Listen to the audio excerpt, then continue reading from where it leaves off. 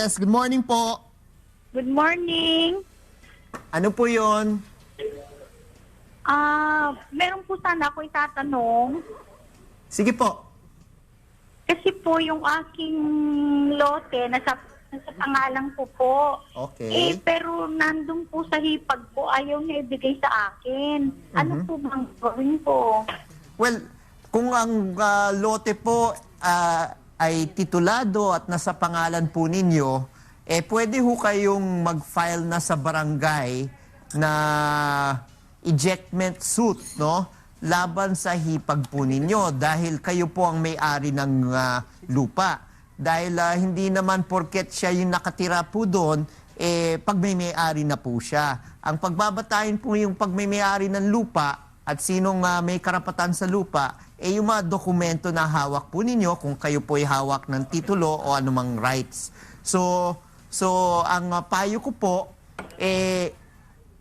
magpadala po kayo ng demand letter sa hipag po ninyo at sabihin na kailangan po sila umalis sa lugar dahil gagamitin na po ninyo yung lupa. Ngayon kung ayaw umalis, then ibarangay po ninyo. Yun ang proseso na kailangan po natin sundan. Magpapatawag po ng hearing po yung barangay at tatanungin no, kung aalis dahil yung hawak po ninyo yung ebidensya naman. At kung hindi aalis, di syempre, hahantong po yan sa korte at mag-i-issue ng certificate to file action ng barangay. Pero kung nasa inyo yung tama, pangalawa, nasa inyo yung dokumento ng papatunay, ano yung ilalabas na dokumento ng hipag ninyo? Wala. So, yun lang po yung pamamaraan kung paano pwede natin paalisin yung kamag-anak po ninyo.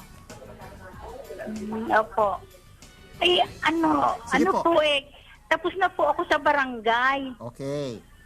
Di, ang susunod na po, humingi po kayo ng certificate to file action at kailangan po kayo mag-file ng kaso sa korte sa municipal trial court ng ejectment.